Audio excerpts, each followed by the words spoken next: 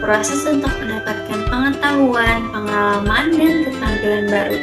Dan belajar juga dapat mempengaruhi bagaimana tingkah laku dan pola pikir individu. Dan perubahan ini terjadi melalui proses membaca, mendengarkan, berlatih, bahkan berinteraksi. Ini merupakan bagian dari proses belajar. Perbedaan karakteristik belajar dan non-belajar. Karakteristik belajar yaitu melibatkan proses pemahaman berbagai ciri yang mengidentifikasi proses pembelajaran, termasuk bagaimana cara seseorang menerima, memproses, menyimpan, atau bahkan menggunakan informasi.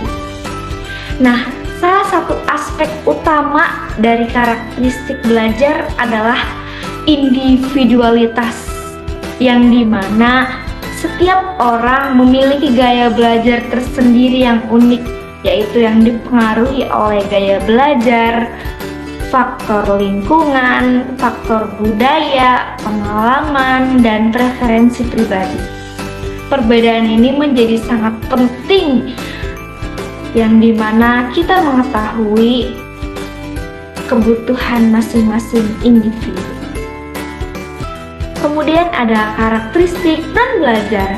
Yang membedakannya dari karakteristik belajar menurut Abdul Haq dan Suprayogi tahun 2012, yaitu memiliki ciri-ciri yang pertama ada fokus pada keterampilan praktis, berorientasi pada peserta didik, kemudian durasi yang tidak berkepanjangan atau bahkan tidak berkelanjutan, kemudian ada kurikulum yang fleksibel dan metode pembelajaran partisipatif, juga hubungan antara peserta didik dan pendidik, juga yang terakhir ada pemanfaatan sumber daya lokal.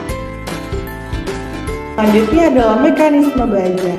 Mekanisme belajar adalah proses di mana suatu sistem memperoleh pengetahuan atau keterampilan berdasarkan kondisi yang telah ditentukan sebelumnya.